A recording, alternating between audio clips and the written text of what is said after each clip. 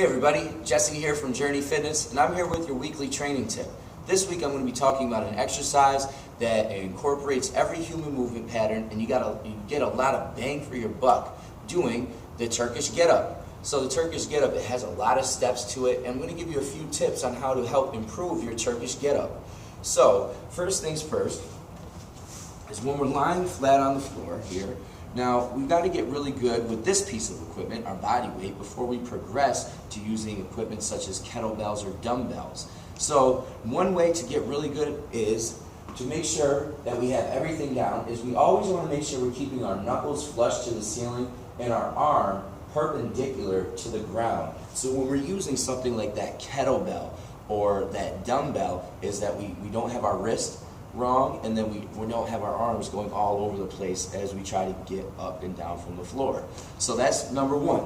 Make sure that we keep our arm perpendicular the entire time and our knuckles flush to the ceiling.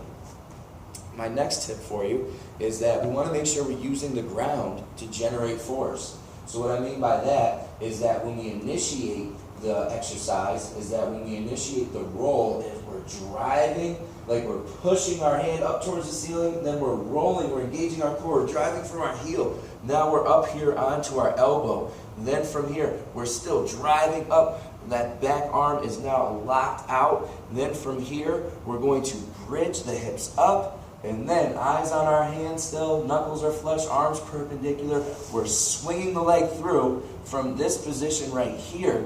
We want to align this hand with our knee and that ankle as well too. To then we're going to swing around, all right?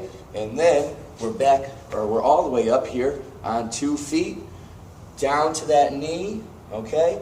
Then from here, as we swing the knee, our hand traces that leg down here to the floor, okay? Then from here, we're going to kick the leg through. All right, we're coming back down to the ground. Here we go, down to the elbow, lowering ourselves under control, all the way down for 1 full repetition of a Turkish get-up. So, good luck with those. Practice, get really good with this piece of equipment first before you progress to using kettlebells and dumbbells. Keep those knuckles flush, arm perpendicular. On that swing, try to align that hand, knee, and ankle, and then you swing it through, and then you know what? You got yourself a pretty good Turkish get-up. Have a great Tuesday, everybody.